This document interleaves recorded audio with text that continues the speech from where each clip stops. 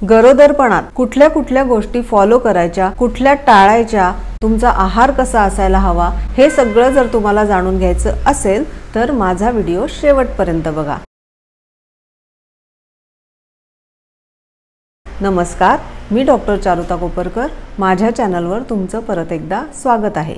आजच्या व्हिडिओमध्ये मी तुम्हाला गरोदरपणासाठीच्या जनरल टिप्स आणि तुमचा एकूण आहार कसा असावा या गोष्टी सांगणार आहे। या व्हिडिओमधल्या माहितीचा तुम्हाला नक्कीच उपयोग होईल। जर तुम्ही प्रेग्नन्सी प्लॅनिंग करत असाल तर तुम्हाला या प्रेग्नन्सीच्या 2 ते 3 महिने आधीपासूनच गुड गर्ल सारखं, चांगल्या मुलीसारखं वागायला हवं, कारण तुमची जीवनशैली बदललेली आहे आणि तुम्हाला जर धूम्रपान, मद्यपान, तंबाखू आणि रात्रीचे जागरण करणं अशा जर काही सवयी असतील तर त्या तुम्हाला प्रेग्नन्सी प्लॅनिंगच्या 2 ते 3 महिने आधीपासून सोडायला हव्यात, कारण एका सुदृढ शरीरामध्येच एका सुदृढ बाळाचा जन्म होतो। गरोदर होणाऱ्या महिलेसाठीच नाही तर पुरुषांसाठी सुद्धा हा नियम लागू होतो। दोघांनाही त्यांचं शरीर सुदृढ ठेवणं गरजेचं आहे। आणि दुसरा मुद्दा असा की डॉक्टरांनी जर तुम्हाला प्रेग्नन्सीच्या आधी तुमचं वाढलेलं वजन कमी करायचा सल्ला दिला असेल किंवा तुमचं वजन कमी असेल ते वाढवायचा सल्ला दिला असेल तर ते करणं तुम्हाला गरजेचं आहे।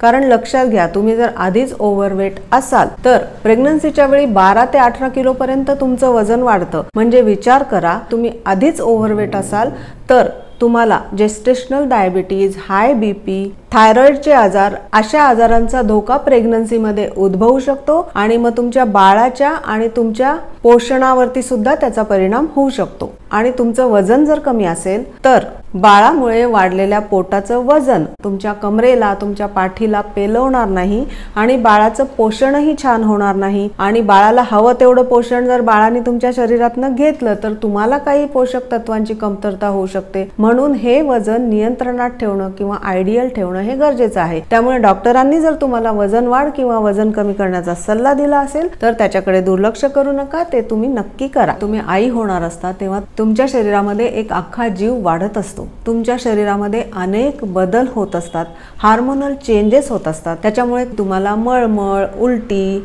मॉर्निंग सिकनेस, थकवा या सगळ्या गोष्टी जाणवू शकतात। आणि ही जी सगळी लक्षणं आहेत ती काही महिलांना पहिल्या 3 महिन्यामध्ये जाणवतात, काही महिलांना पूर्ण 9 महिने ही लक्षणं जाणवतात आणि काही महिलांना थकवा जाणवतो, तर काही महिलांना ह्याच्या उलट अतिशय ऊर्जा असल्याचा सुद्धा अनुभव आलेला आपण बघतो। त्यामुळे व्यक्ती तितक्या प्रकृती, प्रत्येक महिलेचा गर्भारपणातला अनुभव हा वेगवेगळा असू शकतो। त्यामुळे तुम्हीच तुमची लक्षणं समजून घ्या, डॉक्टरांशी बोला आणि त्यांनी सांगितल्याप्रमाणे तुमच्या प्रकृतीनुसार जे काही मेजर बदल तुम्हाला करायचे असतात ते करायला हवे। आता गरोदरपणाची लक्षणं काय असतात? सगळ्यात पहिलं लक्षण म्हणजे नियमित पाळी येणाऱ्या महिलांची पाळी लांबते। आणि काय माहिती का, काही महिलांना गरोदरपणाच्या पहिल्या 3 महिन्यामध्ये थोडासा रक्तस्राव होऊ शकतो, ज्याला आपण लाईट पिरियड किंवा स्पॉटिंग असंही म्हणू शकतो। याला मेडिकलच्या भाषेमध्ये इम्प्लांटेशन ब्लीडिंग असं नाव दिलेलं आहे। त्यामुळे घाबरून जाऊ नका। तुम्हाला जर असा लाईट पिरियड आला किंवा थोडंसं स्पॉटिंग पहिल्या 3 महिन्यामध्ये झालं तर अजिबात घाबरायचं कारण नाही, पण तुमच्या डॉक्टरांना ही माहिती देणं गरजेचं आहे। त्यांच्याशी बोला आणि ते तुम्हाला चांगल्या पद्धतीने समजून सांगतील। बऱ्याच महिलांना अजूनही काही लक्षणं दिसतात, सगळ्याच महिलांना सगळीच लक्षणं दिसतील असं काही नाहीये। काही महिलांना स्तनांमध्ये वेदना आणि संवेदनशीलता जाणवते, ज्याला ब्रेस्ट टेंडरनेस असं आपण म्हणू शकतो। काही महिलांच्या मूड मध्ये अचानक बदल होतात, याला एक्स्ट्रीम मूड चेंजेस असंही आपण म्हणू शकतो। तुमच्या शरीरामध्ये होणाऱ्या हार्मोन्सच्या बदलांमुळे तुम्हाला हा त्रास होऊ शकतो। आणि काही महिलांना मॉर्निंग सिकनेस असतो, म्हणजे विशेषतः सकाळच्या वेळात होणाऱ्या उलट्या आणि मळमळ जी आहे ती प्रेग्नन्सीमध्ये असू शकते।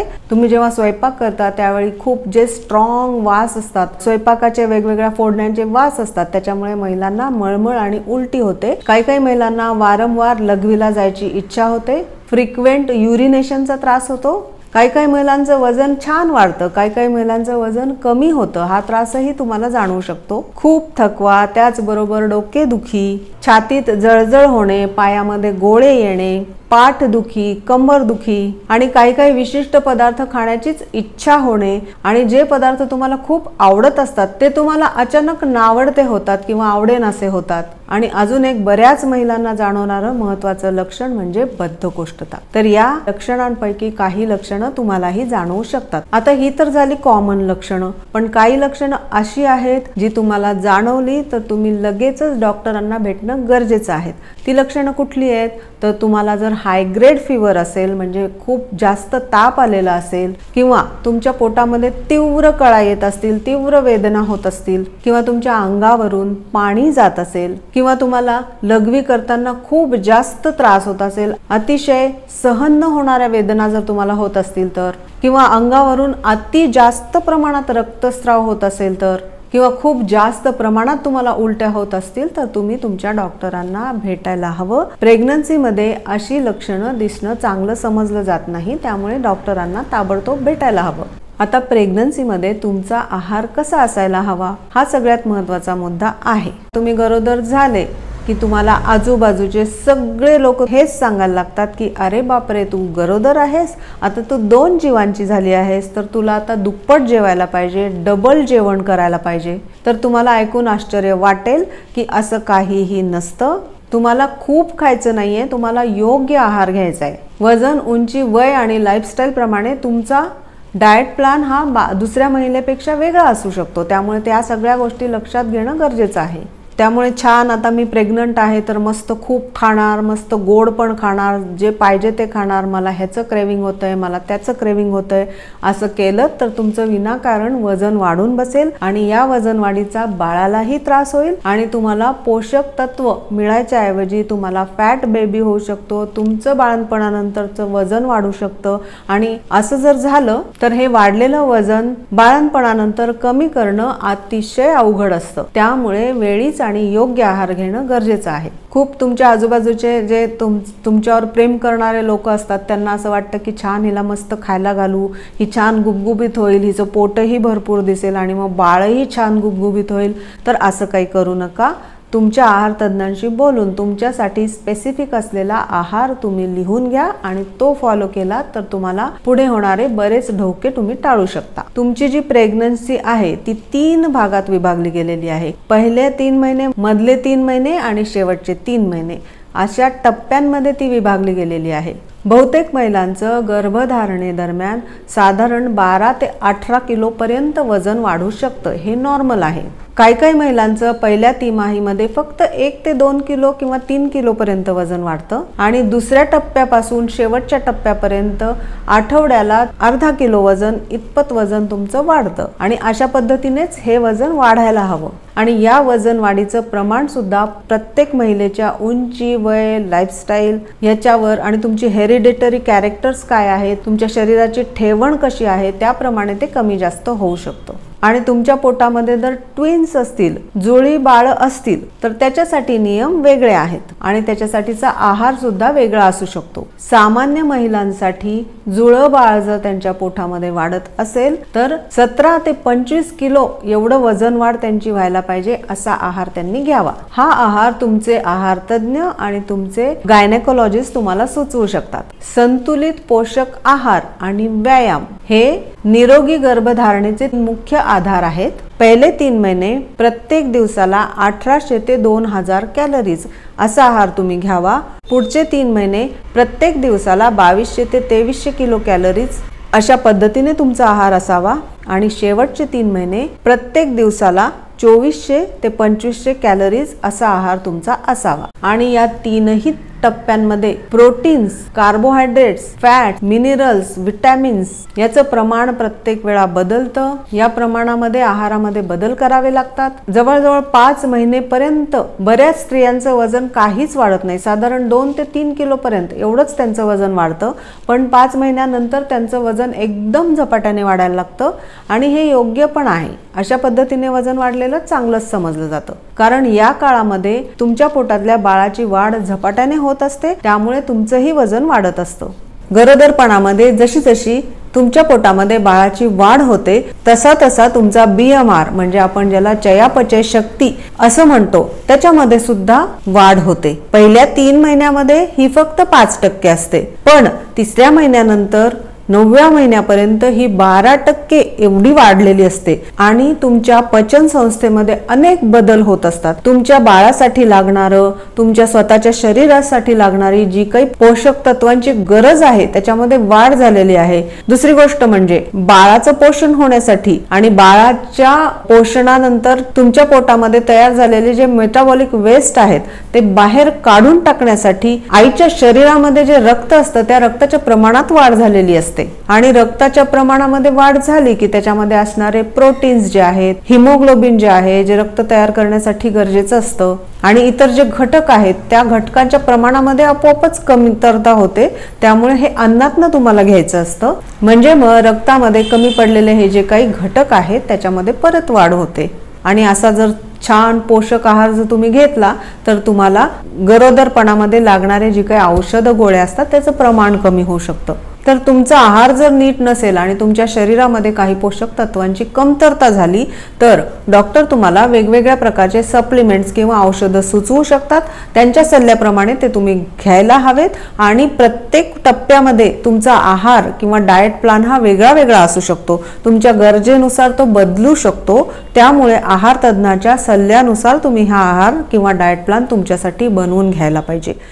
सगळ्यात सोपं म्हणजे तुम्ही तुमच्या जेवणामध्ये वेगळ्या कोशिंबिरी, कडधान्य, मोड आलेली कडधान्य, डाळी, ताजी फळं, भाज्या, गूळ, खजूर, शेवग्याच्या शेंगा अशा वेगळ्या गोष्टींचा, त्याच्यानंतर लिंबाचा रस किंवा लिंबू पिळून घेणं प्रत्येक गोष्टीवरती, अशा वेगळ्या गोष्टींचा जर तुम्ही समावेश केला तर तुम्हाला कदाचित ही सप्लिमेंट घ्यायची गरज पडणार नाही. त्यामुळे सोपं म्हणजे सकस आहार घेणं. तुम्ही प्रेग्नंट असलात की खा बाई लाडू, खा बाई खूप खिरी खा, गोड पदार्थ खा, हे खा ते खा असं केलं जातं. तर तुम्ही खूप गोड पदार्थ किंवा खूप तेल तूप असलेले पदार्थ खाऊ नका.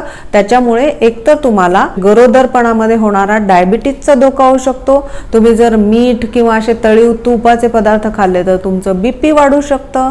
आता आहारामध्ये कुठल्या पोषक तत्वांची गरज असते तर सगळ्यात पहिला आहे फॉलिक ऍसिड. माझ्या वेळी माझ्या डॉक्टरांनी तर गरोदरपणाच्या 2 महिने आधीपासून मला फॉलिक ऍसिड आणि आयर्नच्या गोळ्या सुरू केल्या होत्या, कारण ती माझ्या शरीराची गरज होती.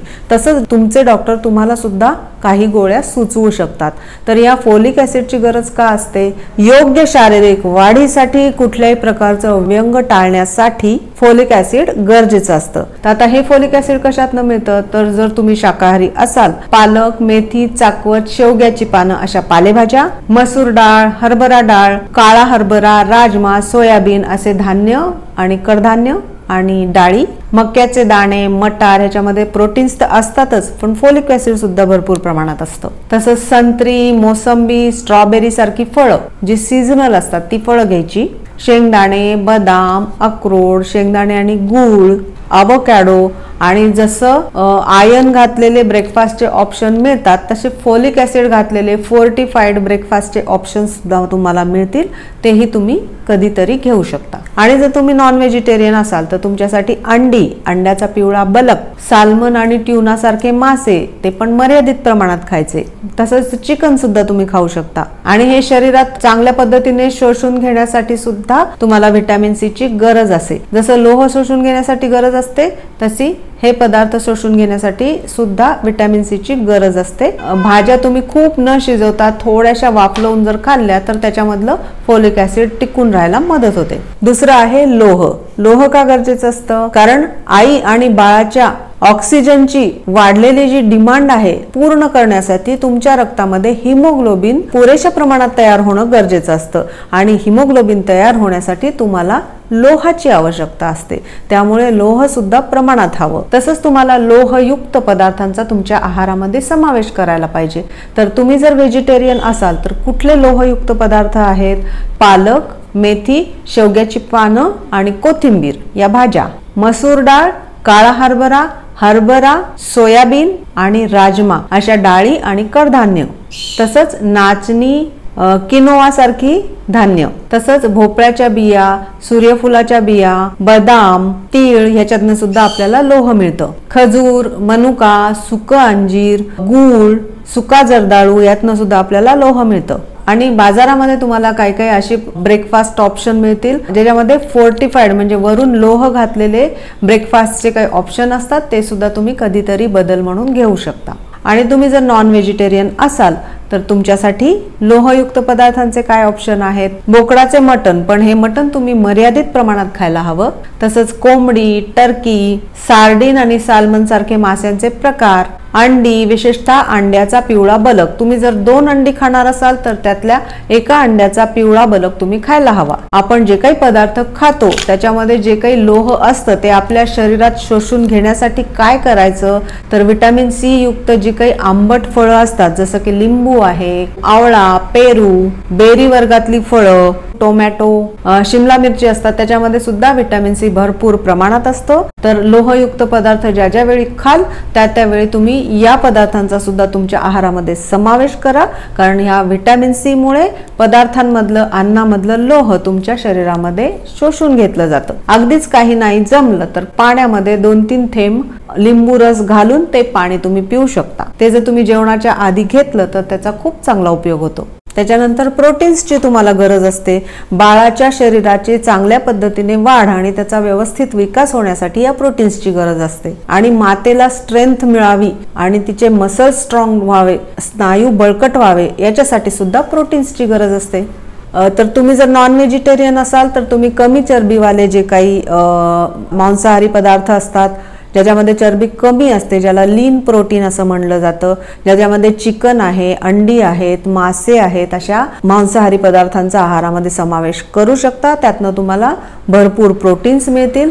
आणि जर तुम्ही व्हेजिटेरियन असाल तर शिजवलेलं, भिजवलेलं, मोड आलेलं कडधान्य, वेगळ्या वेगळ्या प्रकारच्या डाळी, मटार, सोयाबीन, पनीर, चीज, दूध, दुधाचे पदार्थ, साजूक तूप म्हणजे कमी फॅट्स असलेलं जे दही आहे, साजूक तूप आहे, त्याचा तुम्ही तुमच्या आहारामध्ये समावेश करा. म्हणजे आणि हे योग्य प्रमाणात घ्या, म्हणजे तुमची बाळंतपणानंतरची वजन वाढ होणार नाही आणि बाळाला सुद्धा जास्त वजन असण्याचा धोका होणार नाही. तसंच तुम्ही ड्रायफ्रुट्सचा सुद्धा तुमच्या आहारामध्ये समावेश करायला हरकत नाही.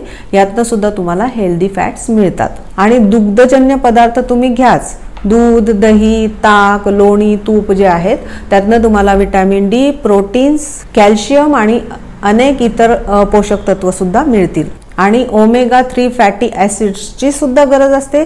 ती कशासाठी तर तुमच्या बाळाच्या शरीराचे नीट वाढ आणि विकास होण्यासाठी आणि डोळ्यांचं आरोग्य नीट राहण्यासाठी सुद्धा ओमेगा 3 फॅटी ॲसिड्सची गरज असते. अजून एक पोषक तत्व आहे विटॅमिन डी. या विटॅमिन डी ची गरज काय असते तुम्हाला जनरली सुद्धा माहिती असेल की शरीरामध्ये कॅल्शियम शोषून घेण्यासाठी आपल्याला विटॅमिन डी ची गरज असते. त्याच्यामुळे मातेच्या आणि बाळाच्या हाडांना मजबूती मिळते, हाडं बळकट होतात. त्याच्यानंतर विटॅमिन B6 नावाचं पोषक तत्व सुद्धा खूप गरजेचं आहे.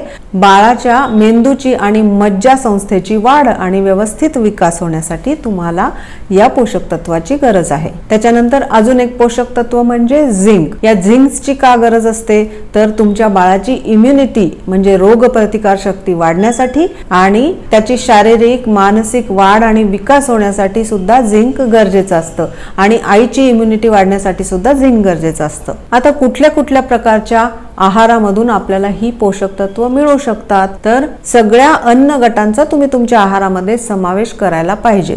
सगळ्यात पहिला अन्नगट आहे विविध प्रकारच्या सीझन मध्ये मिळणाऱ्या ताज्या फळं आणि पालेभाज्या. याच्यामधून तुम्हाला आवश्यक असणारे विटॅमिन्स आणि मिनरल्स मिळतात आणि तंतुमय पदार्थ सुद्धा मिळतात. आणि सीझनल भाज्या आणि फळं खाल्ली तर तुम्हाला त्याचा जास्त त्रास सुद्धा होणार नाही. विशेषतः गडद हिरव्या रंगाच्या ज्या पालेभाज्या असतात किंवा बेरी वर्गातली जी फळं असतात ज्याच्यामध्ये विटॅमिन सी भरपूर प्रमाणात असतं अशा फळांचा आणि भाज्यांचा समावेश करा.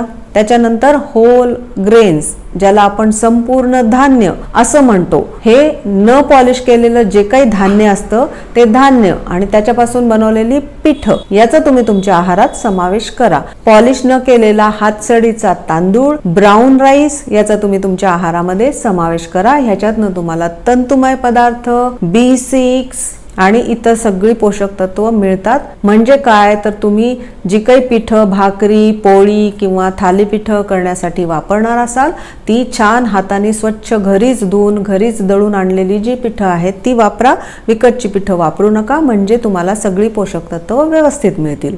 आणि हेल्दी फॅट्स जे आपल्याला अक्रोड बदाम म्हणजे सुकामेवा जो आहे तो, तेलबिया ज्या असतात जसं की जवस आहे, तीळ, ओवा, भोपळा, खरबूज, टरबूजाच्या ज्या बिया असतात त्या तुम्ही घ्या, त्यातनं तुम्हाला healthy fats omega 3 fatty acid मिळेल आणि हे फॅट्स आपल्याला फॅट सॉल्युबल विटामिन्स आपल्या शरीरामध्ये शोषून घेण्यासाठी गरजेचे असतात। आणि सगळ्यात महत्त्वाचं म्हणजे तुम्हाला तुमची बॉडी हायड्रेटेड ठेवणं अतिशय गरजेचं आहे, त्यामुळे पाण्याचं प्रमाण तुम्ही छान ठेवायला पाहिजे।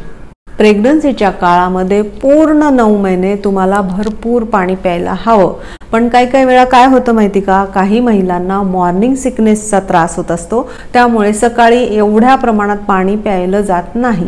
त्यामुळे तुम्ही काय करू शकता तर तुमच्या आहारामध्ये वेगवेगळ्या फळांचे ज्यूस, वेगवेगळ्या प्रकारची सरबत, लिंबू सरबत, कोकम सरबत, ताक, वेगवेगळ्या भाज्यांची सूप अशा द्रव पदार्थांचा तुमच्या आहारामध्ये समावेश करा, म्हणजे तुमच्या तोंडाला चव पण येईल आणि पुरेशा प्रमाणामध्ये द्रव पदार्थ सुद्धा तुमच्या पोटामध्ये जातील। आणि 4 महिन्यानंतर 5 महिन्यानंतर मॉर्निंग सिकनेसचा त्रास आपसुकच कमी होतो, त्यामुळे मग तुम्ही परत पाण्याचं प्रमाण वाढवू शकता। पण पाणी भरपूर घेणं आणि शरीर हायड्रेटेड ठेवणं गरजेचं आहे। हे का तर सगळ्यात महत्त्वाचं म्हणजे तुमचा प्लासेंटा छान राहतो, बाळाभोवतीचं जे पाण्याचं प्रमाण आहे ते व्यवस्थित राहतं आणि सगळ्यात महत्त्वाचं म्हणजे तुम्हाला शी छान होते, म्हणजे तुम्हाला कॉन्स्टिपेशनचा त्रास होणार नाही। म्हणून हे पाण्याचं प्रमाण तुम्हाला भरपूर ठेवणं आवश्यक आहे। तर हे पाणी किती घ्यायचं तर दिवसभरामध्ये तुम्हाला साधारण 3 ते 4 लिटर एवढं पाणी घ्यायला पाहिजे।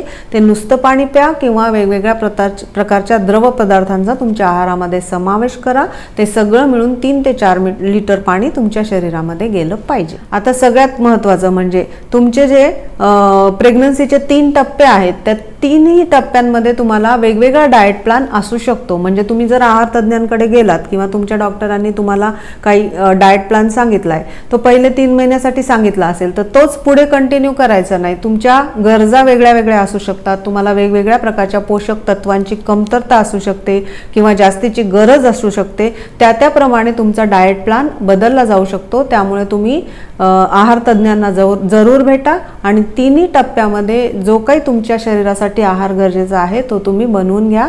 तशा प्रकारचा डाएट प्लॅन तुम्ही नक्की बनवून घ्या। एकदाच गेलाय, एकदाच प्लॅन बनवलाय आणि पूर्ण 9 महिने तेच खाताय असं करू नका, कारण काही तपासण्या पण होतात, तुमच्या शरीरामध्ये कशाची कमतरता आहे ते शोधलं जातं आणि त्याप्रमाणे तुम्हाला डाएट प्लॅन दिला जातो। साधारण 6व्या महिन्यानंतर बाळाची ग्रोथ एकदम झपाट्याने व्हायला लागते, बाळाची वाढ झपाट्याने व्हायला लागते, त्यामुळे मग तुम्हाला वेगवेगळ्या प्रकारच्या पोषक तत्व तुमच्या शरीरामध्ये जायला पाहिजे, म्हणून हे वेगवेगळे प्लॅन तुम्ही घ्यायला पाहिजे।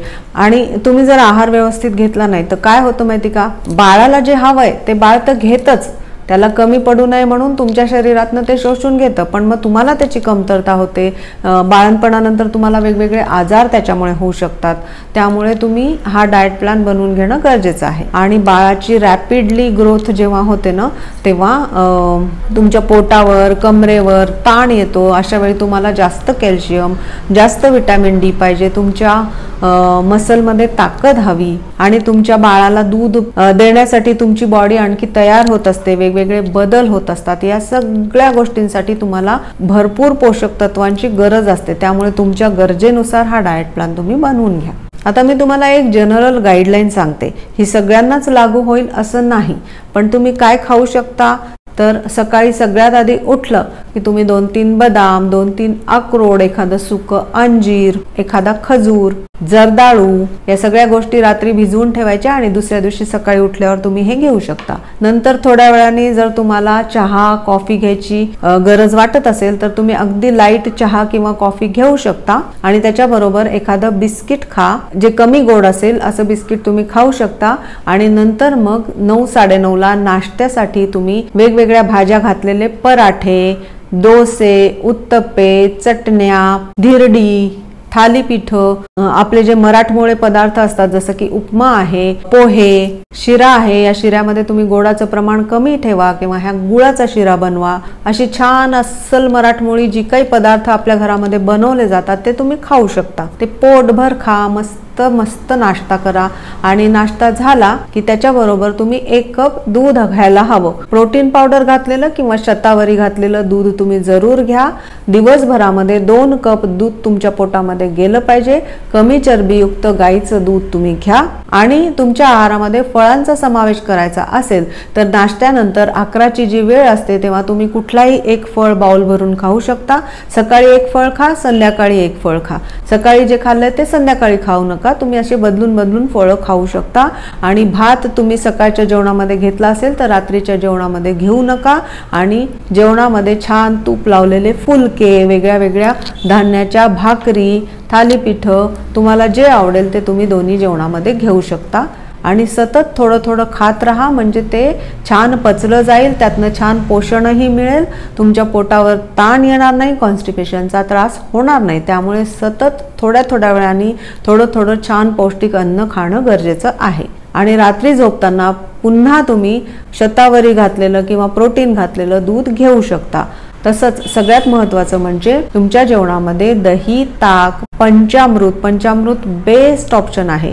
अशा प्रोबायोटिक्सचा तुमच्या आहारामध्ये समावेश करा, म्हणजे तुमचं आतड्यांचं आरोग्य छान राहील आणि पोषण छान होईल बाळाचं, आणि तुमच्या शरीराचं सुद्धा छान पोषण होईल आणि तुम्हाला कॉन्स्टिपेशनचा त्रास होणार नाही. आणि शेवग्याच्या ज्या शेंगा असतात त्या नुसत्या तुम्ही जर उकडून ठेवल्या मीठ घालून तर त्या तुम्ही अल्टरनेट डे किंवा बऱ्याच वेळा खाऊ शकता. ह्याच्यामध्ये भरपूर प्रमाणात लोह असतं. तर काही वेळा प्रत्येक वेळी तुम्हाला त्याची तेलकट आणि भरपूर दाण्याचं कूट घातलेली भाजीच करता येईल असं काही नाही. तर नुसत्या पाण्यामध्ये मीठ घालून उकडा आणि त्या तुम्ही खाऊ शकता. तसंच गुळ शेंगदाणे तुम्ही प्रमाणामध्ये खाऊ शकता. त्याचे छोटे लाडू जर बनवून ठेवले तर ते खाऊ शकता. खजुराचा तुमच्या आहारामध्ये समावेश करा. आता गर्भावस्थेमध्ये टाळण्याचे पदार्थ कुठले आहेत तर सगळ्यात पहिलं म्हणजे कच्च्या भाज्या किंवा कच्चं मांस किंवा कच्ची अंडी आहे हे खाणं पूर्णपणे टाळा. कारण तुमची जी रोगप्रतिकार शक्ती असते, इम्युनिटी असते, ती बाळाच्या रक्षणासाठी वापरली जात असते. त्यामुळे ती ऑलरेडी कमी झालेली असते आणि या कच्च्या अन्न पदार्थांमधनं पटकन इन्फेक्शन व्हायची शक्यता असते. आणि तुम्हाला जर इन्फेक्शन झालं प्रेग्नन्सीमध्ये तर कॉम्प्लिकेशन्स वाढतात. म्हणून हे टाळण्यासाठी कच्च्या पालेभाज्या किंवा कच्च्या भाज्या, कच्चं मांस किंवा कच्ची अंडी खाणं टाळा. काही प्रकारचे मासे खाणं टाळा, कारण काही प्रकारच्या माशांमध्ये मर्क्युरीचं प्रमाण भरपूर असतं. या मर्क्युरीच्या प्रमाणामुळे बाळाला त्रास होऊ शकतो, त्याच्या मेंदूला किंवा मज्जासंस्थेला इजा होऊ शकते. म्हणून मर्क्युरीचं प्रमाण भरपूर असलेले मासे खाणं टाळा.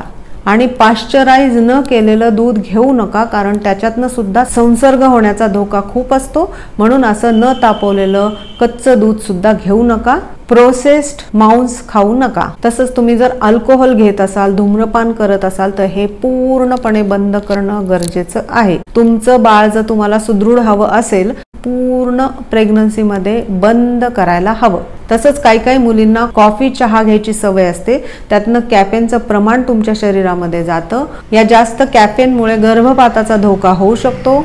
बाळाचं जन्माच्या वेळेसचं वजन कमी असू शकतं. म्हणून हे कॅफेन घेणं टाळा. हे तुम्हाला चहा कॉफीतनं मिळतं, त्यामुळे त्याचं प्रमाण मर्यादित ठेवा. चहा घ्यायचा तर लाईट घ्यायचा, दिवसातनं 2 वेळा तुम्ही चहा घेऊ शकता. कॉफी सुद्धा लाईट घ्यायची आणि ती सुद्धा दिवसातनं 2च वेळा घ्यायची. खूप गोड पदार्थ खाणं टाळा, त्याच्यामुळे तुम्हाला जेस्टेशनल डायबिटीज किंवा गरोदरपणामध्ये होणारा डायबिटीज होण्याची शक्यता असते. गोड खाणार असाल तर मर्यादित खा. आणि गोडाचे जे अल्टरनेट ऑप्शन असतात, म्हणजे साखरेच्या ऐवजी गूळ, खजूर अशा गोष्टींचा वापर करा. आणि गोड खाणार असाल तर ते प्रमाणात खा. तसंच प्रोसेस्ड पॅकेज्ड फूड तर टाळायचंच. मैदा आणि बेकरीचे पदार्थ टाळायचे. हे जे प्रक्रिया केलेलं अन्न असतं त्याच्यामध्ये भरपूर प्रमाणात ते टिकावे म्हणून भरपूर प्रमाणात साखर असते, मीठ असतं. मीठ तुम्ही जास्त खाल्लं तर तुम्हाला बीपी होऊ शकतो. साखर जास्त खाल्ली तर डायबिटीज होऊ शकतो. त्याचा तुमच्या बाळाच्या वाढीवर परिणाम होऊ शकतो. म्हणून हे पदार्थ टाळलेलेच बरे. या काळामध्ये हे पदार्थ खाणं बंद करा. आता गर्भावस्थेबद्दल ना बऱ्याच महिलांना खूप प्रश्न असतात, म्हणजे वारंवार विचारले जाणारे जे प्रश्न असतात ज्याला आपण FAQ म्हणतो ते आपण बघूया. सगळ्यात पहिला विचारला जाणारा प्रश्न म्हणजे मी जर गरोदर असेल तर मी चहा कॉफी घेतलेली चालेल का? तर चालेल, पण ती प्रमाणात घ्या. दिवसातनं 2 कप घ्या, लाईट करून घ्या. घेऊ शकता। आणि चहा आणि कॉफी जेवणाच्या वेळी किंवा जेवणानंतर लगेच घेणं टाळा। मधल्या ज्या वेळा असतात त्या वेळेमध्ये तुम्ही घेऊ शकता। गर्भावस्थेमध्ये रस्त्यावरचं किंवा स्ट्रीट फूड खाणं चांगलं का? तर हरकत नाही, तुम्ही आठवड्यातनं एखाद्या वेळा 2 वेळा तुम्ही हे स्ट्रीट फूड खाऊ शकता, पण जिथे तुम्हाला खात्रीने माहिती आहे की इथे स्वच्छता पाळली जाते, काही भेसळ नसते, त्याच तेलात तळलेले पदार्थ मिळत नाहीत, अशा ज्या तुमच्या खात्रीच्या जागा असतात अशा ठिकाणी जाऊन तुम्ही खाऊ शकता। पण ते मर्यादेबाहेर करू नका, प्रमाणात खाऊ शकता। किंवा त्यातले पावभाजी, पाणीपुरी असे जे पदार्थ असतात जे तुम्हाला आवडतात ते तुम्ही घरी बनवून सुद्धा खाऊ शकता, कारण तिथून जर तुम्हाला संसर्ग झाला तर फूडबॉर्न डिसीज जर झाला तर ते कॉम्प्लिकेशन वाढतात, म्हणून टाळू शकता। आणि बऱ्याच बायकांना असं वाटतं की अरे यार, हे डॉक्टर आम्हाला किती गोळ्या देतात, हे सप्लिमेंट्स घेणं गरजेचं आहे का?